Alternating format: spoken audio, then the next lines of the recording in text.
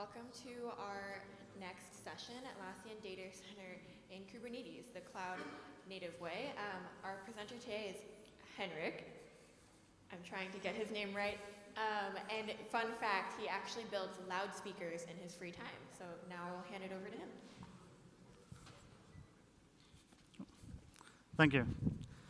Yeah, my name is Henrik Høgh. I'm from Denmark in Scandinavia, small, cold country. Yeah, so I'm not used to this heat down here. My DNA is simply not made for it. But yeah, so today I'll be talking about Kubernetes and cloud native, Docker, Helm, and a lot of interesting projects under the cloud native umbrella, so to speak. Also about how we made a project in Praqma, where I come from and work, where we deploy Atlassian products in this environment, both server edition and data center, and how easy it actually is to maintain, deploy, back up, and scale. So, yep, let's get started.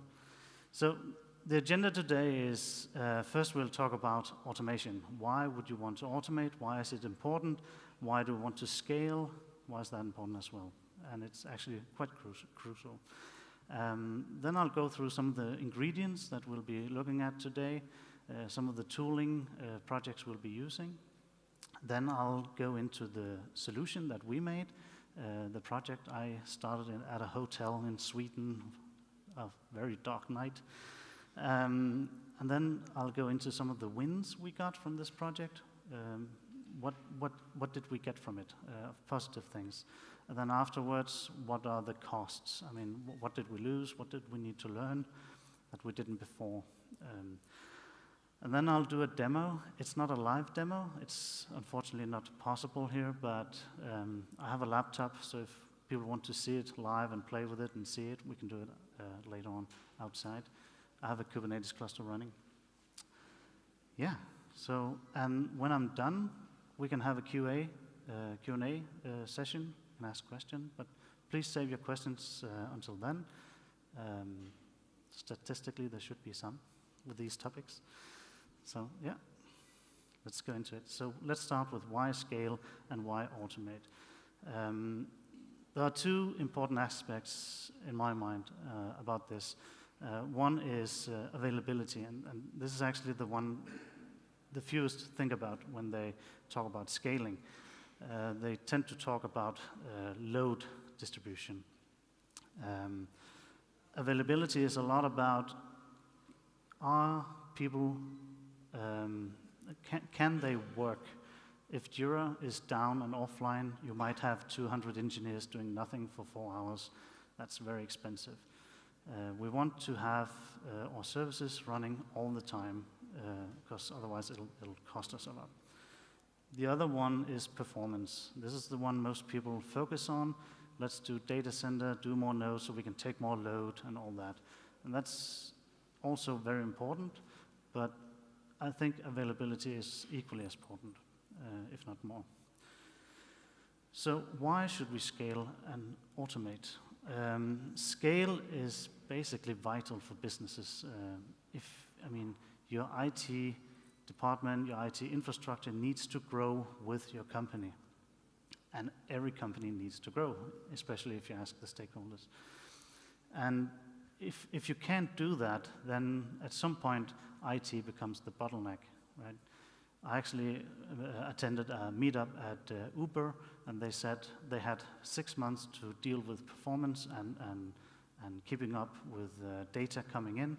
If they couldn't, they could basically shut down the entire project. So it's very important. The other thing is automation, and it's crucial to scale. If you don't automate stuff, it's basically impossible to scale at the rate that many companies need nowadays. And the rate at which you need to scale increases. Many years ago, you did everything manually. Some years ago, you maybe started a DevOps journey and start using Ansible, Chef, Puppet, and all that. Now we're actually shifting gear again with cloud native, and I hope to demonstrate that today. Yeah. So, automation, we need the right tools, and it's very important that you investigate the tools before you begin. Because if you choose the wrong tools in the beginning, you will have invested a lot of work into something that you need to change later on. And within this cloud-native landscape, there's a lot of tools that implement these strategies of cloud-native. I won't be speaking about these. Today I'll be speaking of a specific implementation, Kubernetes. But yeah.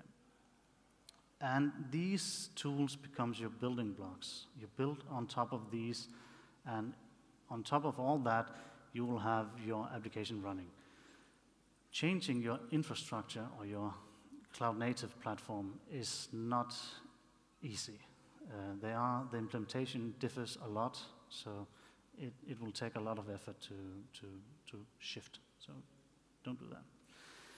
So let's look at some of the ingredients that we looked at and some of the choices we took and why we took them and what problem the tool solved for us. So why did we go cloud native, and what does cloud native actually give us that we didn't have before?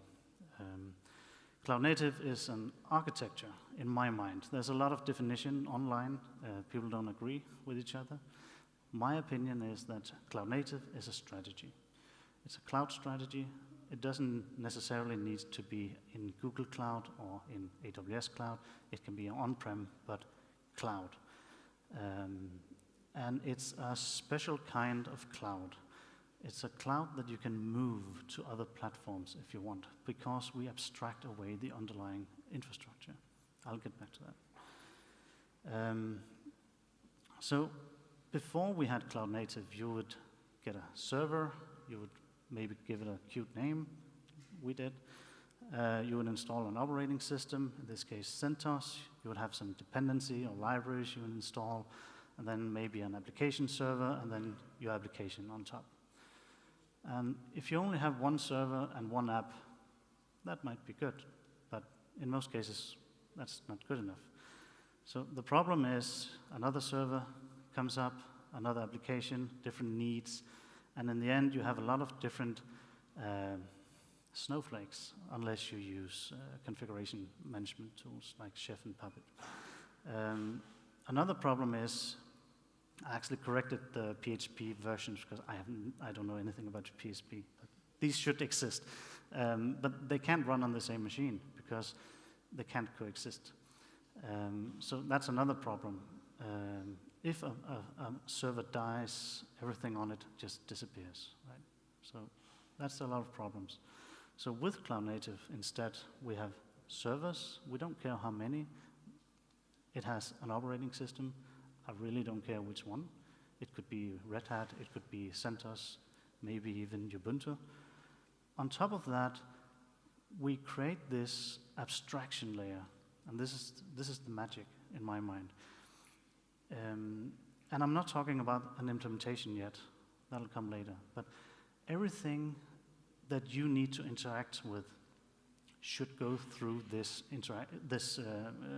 abstraction layer.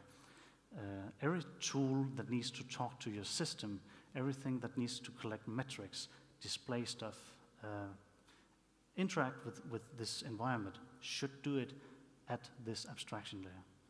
Nobody, nothing should connect to the operating system underneath or the machine. No SSH in and doing stuff, that's no. That's forbidden. Then on top of that, we start our containers.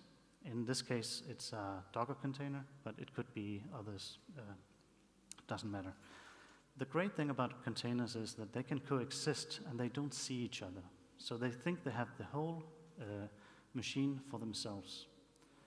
And so you can actually have PHP in different versions running on the same machine, and they wouldn't know about it.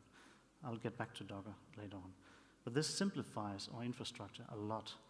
Another thing is that we can move around with this abstraction layer. So if I have an implementation of this abstraction layer, I can implement it on AWS or Google or maybe Azure or whatever. And I can just move. I could literally move every weekend if I wanted to.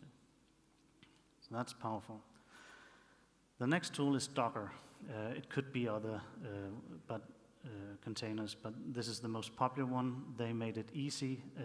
It was a company called .cloud. They changed to Docker. They made this. They made it easy for everyone to create a Linux container, and they made it easy to package it, send it, and pull it to another server. This life cycle of a container is very elegantly implemented. What they do is they isolate your application. So it's not a VM, but you basically get almost the same isolation as a VM, but you don't get the overhead of a VM. You can start, stop, run, push, pull containers. Think of it as one file that you can just move around in your infrastructure and tell the machine to start it up. And inside this container is everything your application need, except the kernel. So everything. Yes. Yes. So, and then another detail about containers or Docker containers is that there's a difference between a Docker image and a Docker container. The image is the recipe or the raw, non-running container, whereas the container is an image with a new layer on top that is booted up and running a process. But that's a detail. So if we compare Docker to VMware or some other virtualization platform, with virtual machines you usually have an infrastructure, like some machines, hardware, and then you have an operating system, you have a hypervisor, and on top of that you have a guest operating system inside, some dependencies or libraries or whatever your application need, and then your application. It gives really good isolation, but it has a lot of overhead. With Docker, you have also hardware, you have an operating system, and then you have Docker daemon running, a process running inside on your machine. So it's not really a layer on top, it's basically in the operating system, just a process running. And on that, you can have your dependencies or libraries and your application. And the two green ones, the dependency and the application, is what's inside the container. And in this case, I have two containers running on a machine. So we get less overhead, better performance, almost the same isolation level. One thing I forgot to say, and we get to move things around extremely easily. We can't really do that with VMs. But we still need to run these containers. And as I said earlier, we don't want to SSH into a machine, start a container, and then SSH into another machine, start a container, and when something breaks, we go in and fix it. We want an orchestrator to do this for us. And this is where the abstraction layer comes in. We don't tell the machines to start a container. We tell the abstraction layer to start a container instead. And that will then deal with whatever is needed to do that. Kubernetes is Greek. It means helmsman. It's actually pronounced Kivaniti in Greek, but Google has ruined that. If we take a very simplified overview of Kubernetes, the architecture of it, you have a control plane, basically a master server. On that, you have storage. It could be etcd. I think you can also run console. You can also run it on a separate machine if you want. You have an API server. It's basically just a REST API server exposing the state from the key value store, the etcd. Then you have some processes running. One of them is the scheduler. The scheduler listens to the REST API all the time. If at some point a container is to run, but doesn't have a node assigned to it, the scheduler will react and put in a node. It will not tell any nodes to start it. It'll just put the information back into the API server. So it's very decoupled. Controller is a bit more advanced. It's control loops that basically give us the functionality in Kubernetes that we want. I'll get back to that. Then we have a node. We have some processes running there. One of them is the kubelet. There are others, but to simplify it. The kubelet listens to the API server as well, and suddenly a container pops up and it has a node assigned to it, and it happens to be node 1. And then node 1 reacts. Kubelet will use Docker or containerd, or however you implement it, to start the container. If suddenly the container disappears from the API server, the kubelet will be notified about it, and it'll remove it again. So very decoupled. Good stuff. And you can have multiple nodes, and you'll have networking between them. Storage is automatically mounted where it's needed because everything is descriptive. So you basically tell the system, please deploy this, here's my desired state, and it'll do it. And you can change your mind. That's good. So now we have an application, we have an infrastructure, we have an orchestrator, we have a way of packaging our application. Now we need to actually install it, deploy it. We need to be able to configure our deployment. And sometimes we maybe we want to deploy an application with one configuration, sometimes a slightly different one. And just like on a normal laptop, you have an, what do you call it, like apt-get or yum, what? Package manager, yeah, thank you. And in this case, we have the same. So one of them is Helm. It's also open source. What Helm does is that you create a template for your application. It has some variables and it has some logic, like if this has a value, do this, if this, then that, and so on. And then you create a values file. This is basically your configuration. So only the things that needs to change. You specify those in a file, and then you pass it on to Helm. And out of Helm, you get your YAML. This is your desired state. And you pass that on to Kubernetes, and it will deploy it. You can also create the YAML manually and deploy it, but I really think there's a lot of value in using Helm. We use it a lot. Yep. So next, our solution. Solution is a big word, but our project at least. What we cooked up in Sweden, we created a project called ESK. It's almost an acronym, Atlassian Software in Kubernetes. And it basically two things. We created some Docker images, and we created Helm Charts. Helm Charts are the deployment descriptions that makes you capable of deploying it.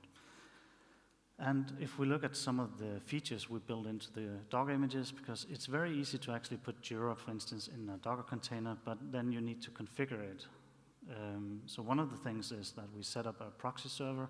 So if you specify that, for instance, it's running behind a load balancer, you need to set up some things in server.xml. We automated that. You just specify the values, and then the container will put it in the right places. If you are using self-signed certificate, I think everybody who've created application links with that knows that Jira really don't trust that. So you need to import that into CA certs. And instead of doing that manually, we just do that automatically. So you mount the certificates into the container. Kubernetes does that automatically. It's part of your description. And then we have a script that'll take these and import them automatically before the application starts up. So then they're ready to go. And then we set up data center if you choose it. In the value file, you can choose whether or not it's a data center you want. And if you choose true, it will create the right volumes or persistent disks.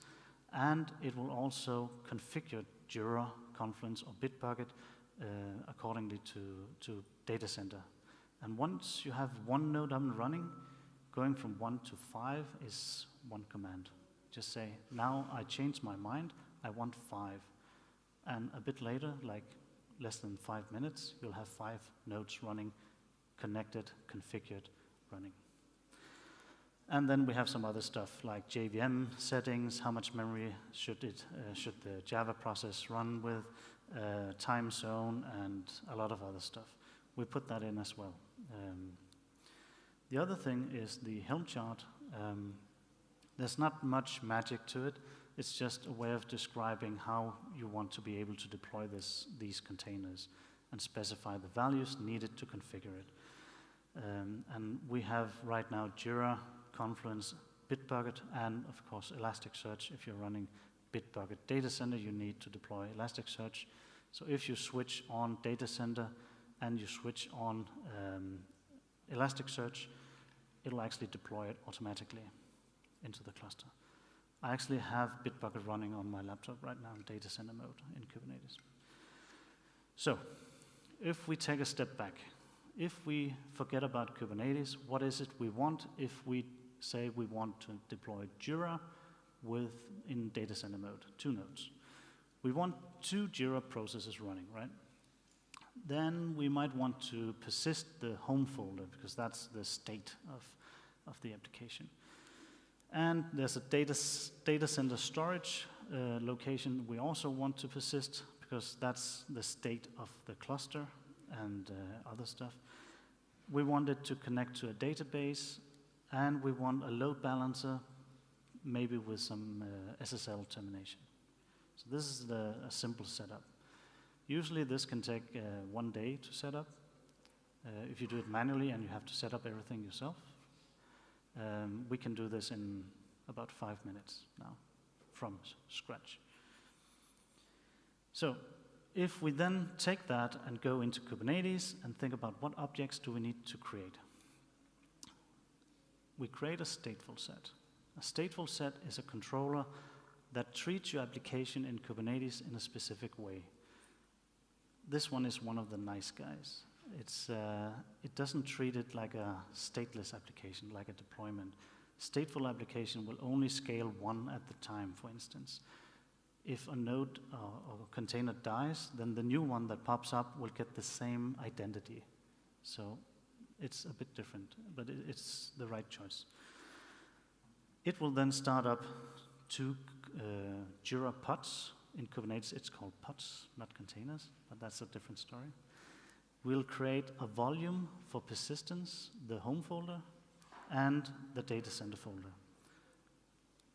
And then we want a service, which is basically in-cluster load balancer and proxy.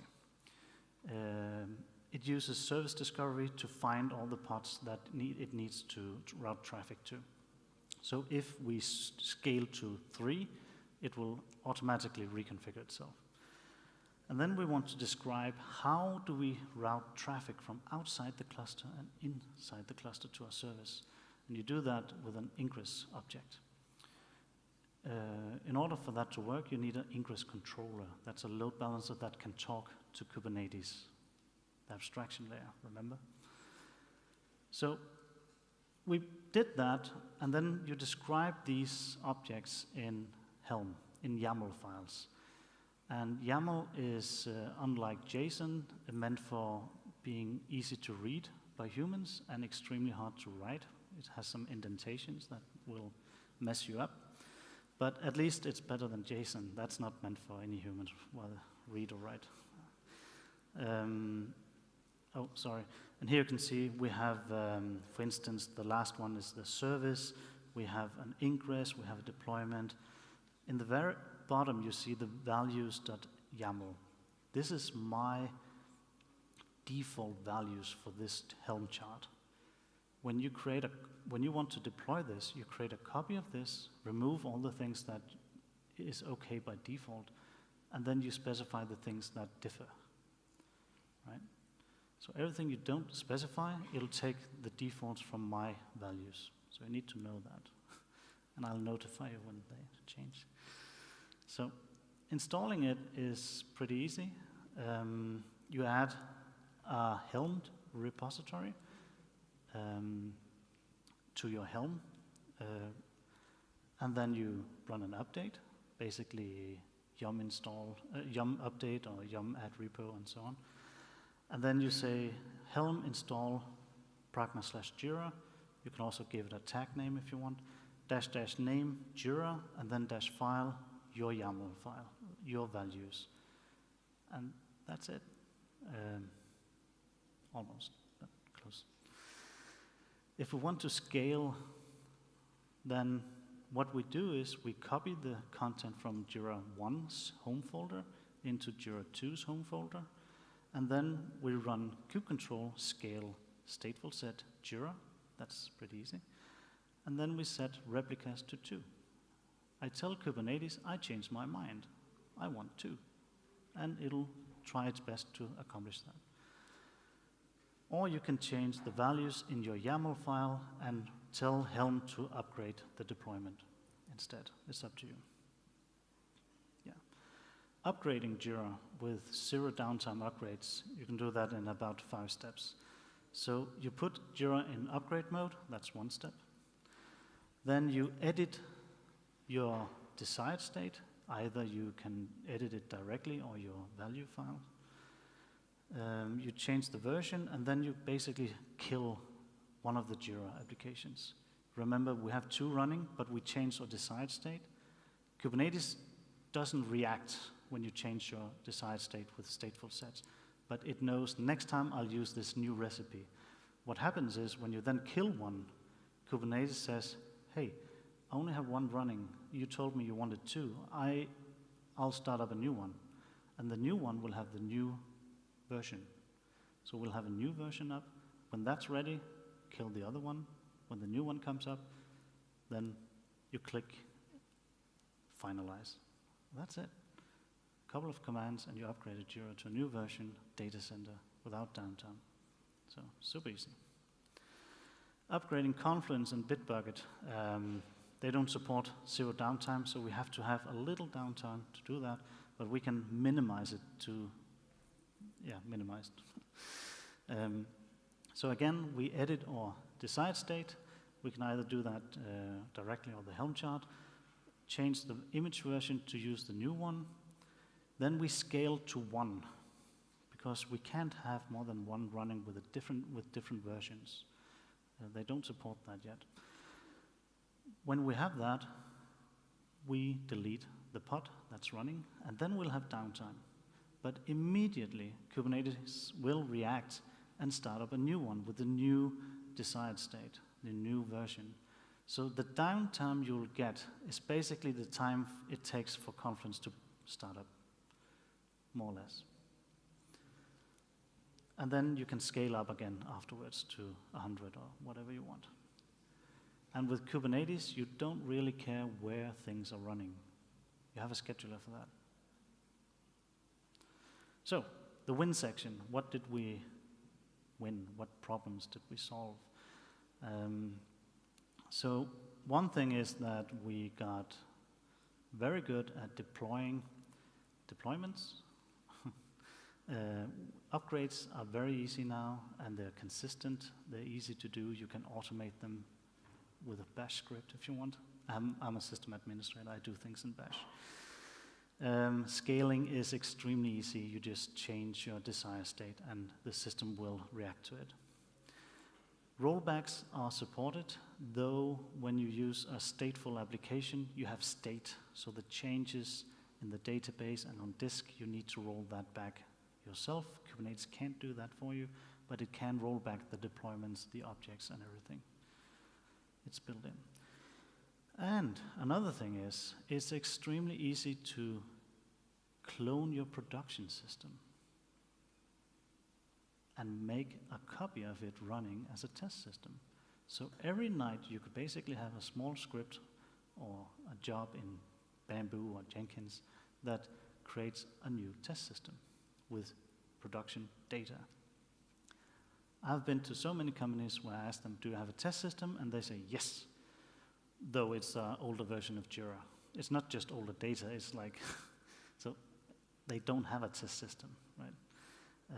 But here we can basically automate it. It will take like 5 minutes or something like that, and you'll have a copy.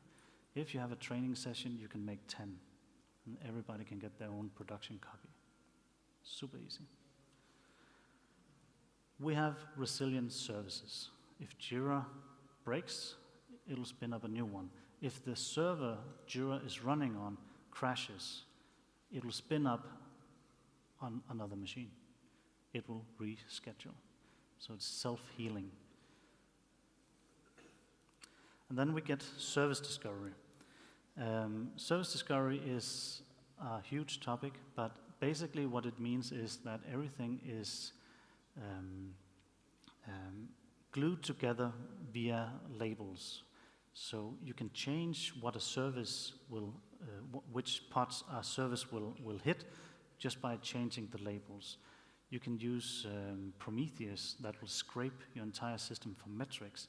When you deploy a new application, it'll automatically pick it up. If you use an ingress controller, it'll reconfigure it every time a new pod or container pops up or disappears. So what we did in this case in Ask, we had health checks on our containers. If they fail, the load balancer will stop sending traffic to it. When we scale to a new one, then the new one that's booting up doesn't get traffic before it's actually ready to get traffic. All the applications, I don't know if you know that, have a /status, like jira.exam.com/status, and that's what we are measuring on. Yeah. So the lose section, and it's not a picture of me. What did it cost, and what did we have to pay to do this? So one thing that we lost is that we treat the installation folder as something that can be treated ephemeral, right? Because every time we boot up a new container, it's basically a new installation folder. The problem is if you upload a custom, priority icon, it actually ends up in the installation folder. So if the container dies, the next one that comes up won't have that. So I've talked to the Jira people. Hopefully they'll fix it. Another thing is we need to learn new tools. There's a lot of great tools that works with this abstraction layer, in this case Kubernetes, like dashboards, Prometheus, Grafana, Vault. There's a ton of super interesting projects out there. But we need to learn new stuff. I see that's a good thing. Then we need to have someone to install, maintain, and upgrade a Kubernetes cluster. We didn't have that before. So that's an extra thing. The good thing about this is once you install the control plane, the master servers, all the workers are the same. You have kubelet, kubeproxy, CNI, and Docker running. 4 processes. That's it. So if you really, really want to keep your Ansible, that's where you use it. Upgrading a cluster is a bit more difficult, but it does support active-passive mastering. So you could take one down, upgrade, and put it up, and then do the other one. And if you remove all the masters, every node will actually keep running. So that's good. Yeah. So a short demo. It's not a real demo. And you don't need 3D glasses or anything. I have a project called Kubernetes the Easy Way. It's an open source on GitHub. I'll have a link later on. On a laptop, you can spin up a production-like HA Kubernetes cluster in 5 or 10 minutes. You just specify how many of each node you want, how many resources, and then install it. It uses Vagrant and VirtualBox. Once that's done, we can see kube control get nodes. It'll answer that it has 2 nodes in this case, and they are ready. So that's a good thing, a good sign. Then we need to install Postgres. And we haven't really talked about storage, but we need to define some storage for these deployments. I've done that in a PV file. You can see postgres.pv. That stands for persistent volume. It's an object that describes, in this case, an NFS share. Then I create a PVC. That's a persistent volume claim, not a Pokemon, PVC. It's basically taking claim of some of that storage, attaching it to a deployment. So that deployment now have access to that. Wherever it runs, Kubernetes will mount that and follow it. And then we use Helm. In this case, I didn't create values files. I just set them directly because there weren't that many. And as you can see, I set a database name, Jira, a database user or Postgres user, Jira user, and a password, and I set the collation and so on. Once this container is up, it's ready to connect from Jira. I don't have to do PSQL anymore and remember / whatever. It's just ready when it's up. So this is very easy to put in a pipeline. Then we need to install Jira. In this case, I create a registry key, or secret. That's because the Docker images is in a private repository right now, so in order to fetch them, I need to create this. Then I create a PV for each Jira instance I want to have running, and in this case, it's for 1 and 2, that's the home folders, and a data center folder as well. And then I run helm install Praqma Jira, give it a name, and my value files, where I specify data center true, and so on. And you can see I can do a Helm list. There you can see I have Jira running, I have Grafana, Postgres, and Prometheus. So by using this package manager, it gives you a interface, basically. Then you get the web UI, the web setup guide from Atlassian. And the great thing here is that we already know the username, the password, and the database, because we specified that. And if on the left, yes, your left as well, you can see I do a kube-control get services, and the name of the services is actually resolvable by DNS. So I can just enter that in the host name. Bam, ready. So it's super easy. Then we need to scale it, because we bought a data center license, we might as well use it. So kube-control gets stateful sets. It'll tell us that we have a desired state of 1. We have actually 1 running right now, and an age, and this is a baby. And then we say kube-control scale stateful set. We specify Jira, because that's the name of our stateful set, and we give it a new replica, 2. So now I change my mind, I want 2 instead. And then it says, okay, your desired state is 2, and I spun up an extra one, so now the current one is also 2. And they're still young. And then you can say kube-control get pods, and you can see the pods and the IPs if you add -o wide in the cluster. And they're both running, so that's good. And we also have Postgres running, and that's it. And if you deploy Bitbucket, you'll also get Elasticsearch installed with Buckler and the password you defined and the username. When we boot up Jira, you'll see that under system information, I think, you can see the cluster nodes. These are the DNS names inside the cluster and the status of them. On the dashboard, if you scroll all the way down, you'll actually be able to see which one of them you currently are logged into. You can see here it's Jira 0. And then the first thing you do is kill Jira 0 to see if you get switched to Jira 1. And you do, so that's good. One thing you need to remember if you want to implement this yourself, remember sticky sessions. Otherwise, it will be a mess. Yeah, so what we did, I couldn't demo it, and I feel bad about that. So we made some demos, a demo, and we put it on a website. We made a small page for this project. So there's nothing really saley about this, no sale stuff. But there's a blog post, and there's a video, and there's a small teaser about it. I hope to get some time to upload a new video soon for each product and play with stuff and see how it reacts. Yeah. There are some companies involved in this. We help them. We have Vestas and Bankdata. And right now, Vestas is actually running Jira in production and test. They're running Confluence in production and test, and they're running Data Center Bitbucket in test, and soon also production, hopefully.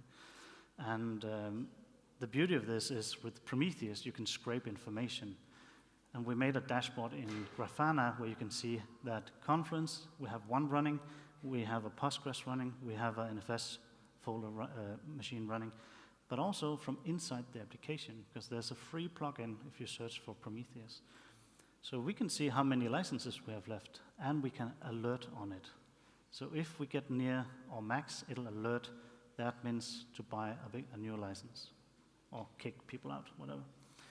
They can also see when the license expires, when they need to buy a new one. They can see JVM information, how much memory it's using, a lot of stuff. Yeah. Some resources. I have a project, Kubernetes the Easy Way. There's a good guide on Helm. I'll share the slides if possible. And that's it. Thank you.